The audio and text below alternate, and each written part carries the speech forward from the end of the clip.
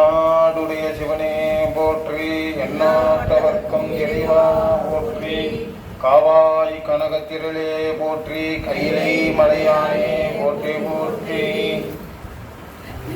வேதமொடு வேதியர்கள் வேள்வி திறந்தாக,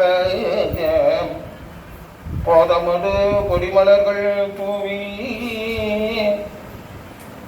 நாதமோடு நாகிதற்காக கண்டவன் இருப்பது கருப்பரியலூரே. கண்டவன் இருப்பது கருப்பரியலூரே. எல்லாம் இல்ல மாதொரு பாகன் திருவருள் துணை கொண்டும் நமது தர்மயாதீனம் 27வது குருமகா சன்னிதானத்துடன் குருவருளாலும் இந்த சேத்திரம் புள்ளியூருக்கு வேலூர் என்று சொல்லக்கூடிய வைத்தீஸ்வரன் கோவில் சேத்திரத்தை சேர்ந்த தர்மயாதீனத்திற்கு வைத்தீஸ்வரன் கோவில் தேவஸ்தானத்தை சேர்ந்த துணை கோவிலாகும். இந்த சேத்திரம் தேவாரத்தில் கருப்பரியலூர்னு பேர். இப்போ நடைமுறையில் தலைஞாயிறுன்னு இருக்குது. சம்ஸ்கிருதத்தில் பாஸ்கரபுரி க்ஷேத்திரம்னு பேர். ஏன் பாஸ்கரபுரி க்ஷேத்திரம்னா, சூரியன் சுவாமியை அனுதினமும் இங்கே வழிபாடு பண்ணுறதாக சம்பிரதாயம். சுவாமி சூரியன் தான் வழிபாடு பண்ணிட்டே சூரிய பூஜை காலம்புற பார்க்கலாமான்னு அது பார்க்க முடியாது. ஏன்னா 4 வேளையும் சுவாமி ஆன்மார்த்தமாக பூஜை வழிபாடு பண்ணுது சூரியன். அதனால தான் அந்த கோபுரம் அந்த வாசப்படி அந்த நேரம் இருக்கும். அந்த சுவாமி வழிபாடு பண்ணுறதாக சம்பிரதாயம். அதனால் இந்த க்ஷேத்திரத்துக்கு தலைஞாயிறு பாஸ்கரபுரி க்ஷேத்திரம்னு பேர். ஏன் தலைஞாயிறுன்னு வந்ததுன்னா, மந்தாகினின்னு ஒரு அசுரன். அந்த மந்தாகினி அசுரன் என்ன பண்ணினான்னா, பிரம்மா நோக்கி தபஸ் பண்ணினா சூரியன் உதிக்கப்படாதுன்ட்டு. எப்போ கலியுகத்தில் உதிக்கப்படாதுன்னு சொன்னோடனே ததாஸ்து தந்தையினார் பிரம்மா என்ன தந்தைன்னு சொன்ன உடனே இந்த மந்தாகினி சூரியனுக்கு என்ன பண்ணுன்னு தெரியாமல் சுவாமிகிட்ட போகிறார். சுவாமி சொல்கிறார், நீ கவலைப்படாத, கீழே க்ஷேத்திரம் இருக்குது, இந்த க்ஷேத்திரத்தில் போய் தரிசனம் பண்ணும், இந்த க்ஷேத்திரம் உன்னுடைய பேர்லேயே இருக்கும்னார். அதேமாரி சுவாமி இங்கே வரார். இங்கே சூரியன் சுவாமியை பூஜை பண்ணுறாப்புல. அதாவது சூரியன் தன்னுடைய ராசி சிம்ம ராசி 5ஆம் இடம். சூரியன் 5வது இடம். நம்முடைய ராசியிலேருந்து சூரியன் 5ஆம் இடம் இருந்தால் சூரியனுடைய தோஷம் உண்டு. அதுதான் சிம்ம ராசிக்காரர்களுக்கு உள்ள ஸ்தலம். இந்த சிம்ம மாதம் ஞாயிற்றுக்கிழமையில் அவனுக்கு காட்சி கொடுத்து அனுகிரகம் பண்ணுறார். என்ன சொல்கிறாருன்னா, எந்த பிராமணர்கள் சந்தியாவந்தனம் பண்ணி காயத்ரி மந்திரத்தினால் அர்க்கிய பிரதானம் பண்ணுறாலோ, அந்த அர்க்கிய பிரதானமாகப்பட்டது வஜ்ராயுதமாக மாறி அது உங்களுக்கு சூரிய வெளியே வருவேனர். அதே போல தான் அதனால்தான் மாணிக்கவாசரும் அருணன் இந்திரன் திசை அணிகினன் இருள் போய், அதாவது சூரியன் என்னைக்கு சூரியோதயம்னு சொல்ல மாட்டாங்க, அருணோதயம் தான் முதல்ல. அதுக்கு காரணமாக ஸ்தலம் 2 ஸ்தலம் தொடங்குது. திருமியற்றூர் ரெண்டுமே அந்த சூரியோதயத்துக்கு உள்ள ஸ்தலம் தான். சூரியன் வழிபாடு பண்ணி அந்த சூரியனுக்கு அனுகிரகம் பண்ணதுனால இந்த ஊர் பேர் தலைஞாயிறு. வடமொழியில் பாஸ்கரபுரி க்ஷேத்திரம்னு பேர். சுவாமிக்கே பாஸ்கரபுரீஸ்வரர்னு ஒரு பேர் உண்டு. இது அப்புறம் கிரேதாயுகம். கிரேதாயுகத்தில் ராவணன் தன்னுடைய பையனை இந்திரஜித்தை விட்டு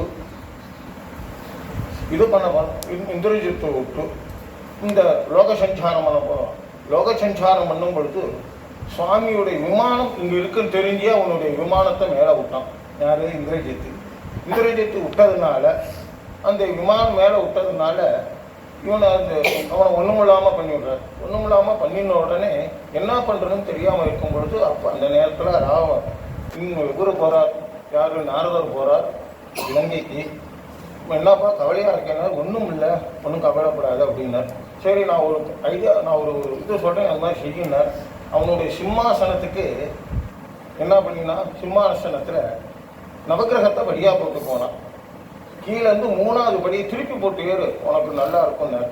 அதை கீழேருந்து மேலே போகும்போது கேது ராகு சனீஸ்வரனுடைய பார்வை அவன் மேலே பட்டது.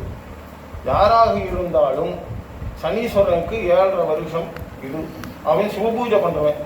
அந்த 7.5 நாள் 7.5 நாளிகைன்னு கணக்கு. அவனுக்கு அந்த 7.5 நாள் 7.5 நாளிகையாக மாற்றி கொடுத்தாலே அந்த 7.5 வருஷத்தில் என்ன பாடுபடணுமோ அத்தனை படுத்துருவார். அந்த நேரம் பார்த்து திரும்பி நாரதர் வந்தார். என்னப்பா நீங்கள் ஒன்றும் கவலைப்படாத, சனீஸ்வரனோட தகப்பனார் சூரியன் பண்ணின ஸ்தலம் வடக்கே இருக்குது, பாஸ்கரபுரி க்ஷேத்திரம். நீ போய் அங்கே போய் வழிபாடு போய் தரிசனம் பண்ணுனார். ராவணன் இங்கே வந்து தரிசனம் பண்ணுறதுக்காக வந்தான். நீர்வளங்கள், நிலவளங்கள், சோலை வளங்கள்லாம் நிறையா இருந்ததுனால தரிசனம் பண்ண வந்தவன் சுவாமி பூஜை பண்ண ஆரம்பிச்சுட்டான். 10,000 வருஷம், தேவ வருஷத்துக்கு 10 வருஷம். அப்போ இந்த இதுக்கு கலியுகத்துக்கு அது 10,000 வருஷம் பூஜை பண்ணுறாரு.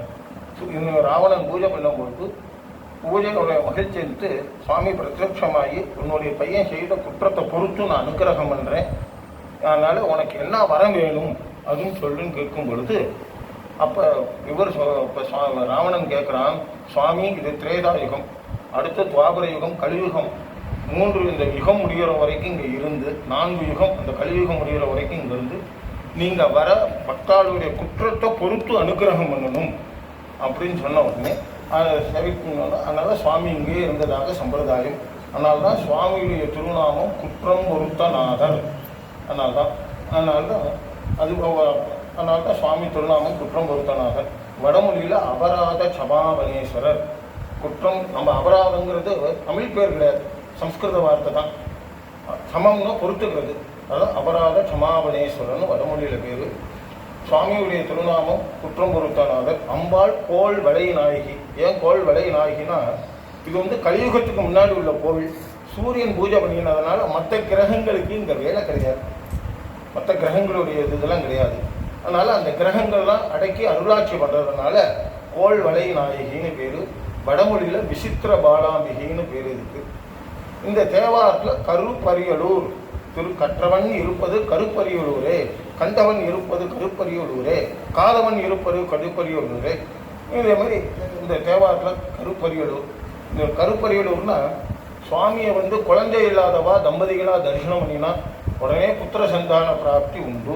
2வது, யார் இந்த க்ஷேத்திரத்துடைய எல்லை மிதிச்சாலும் சரி, புனரவி ஜனனம் புனரவி மரணம், அடுத்து பிறவி கிடையாது. எந்த இதுலேயும் ஆடோ மாடோ புழுவோ பூச்சி எதுவுமே கிடையாது. கருவில் எந்த கருவிலையும் நம்ம வரமாட்டோம். அதனால் இந்த சுவாமியை தரிசனம் பண்ணினா அடுத்த ஜென்மா கிடையாது. அதான் கருப்பரியலூர் இந்த க்ஷேத்திரத்துக்கு பேர். இந்த க்ஷேத்திரத்தில் நீங்கள் ஒரு பஞ்சாட்சர உபதேசம், நீங்கள் என்ன உபதேச மந்திரம் வாங்கிப்பீங்களோ அந்த உபதேசத்தை ஒரு தடவை ஜபம் பண்ணினால் 10 மடங்கு பலன் உண்டு. ஞாயிற்றுக்கிழமையில் அந்த ஜபத்தை பண்ணினால் 1000 மடங்கு பலன் உண்டுன்னு சம்பிரதாயம். இது தொகுடி கோயில்னு பேர் இருக்குது. ஆகமத்தில் 7 கோவில் சொல்லியிருக்கு. மூலாலயம், பாலாலயம், யாகாலயம், அதாவது மாடக்கோயில், ஆலக்கோயில், கற்கோயில், தொகுடி கோயில். மூலாலயங்கிறது சுவாமி இருக்கிற இடம், பாலாலயங்கிறது இளங்கோவில், அதாவது பாலஸ்தாபனம் வச்சிருக்க அது ஒன்று. யாகாலயங்கிறது யாகசாலை. மாடக்கோயிலுங்கிறது எங்கள் இப்போ கோர்த்துங்க சோழெல்லாம் கட்டின கோவில். கற்கோவிலுங்கிறது நிறையா இதில் கற்கோவில்னு சொல்கிறது. அதாவது ஆலக்கோயிலுங்கிறது கச்சூர் ஆலக்கோயில்ட்டு காஞ்சிபுரம் பக்கத்தில் இருக்குது. கச்சூர் ஆலக்கோயில் சுந்தரன் பாடல் பெற்ற ஸ்தலம். இது வந்து தொகுடி கோயில். தொகுடி கோயில்னா முள்ளம் மரம் ஸ்தலவற்றம் இருக்கணும். சுவாமி வந்து ஒரே நேர் வரிசையில் இருக்கணும்.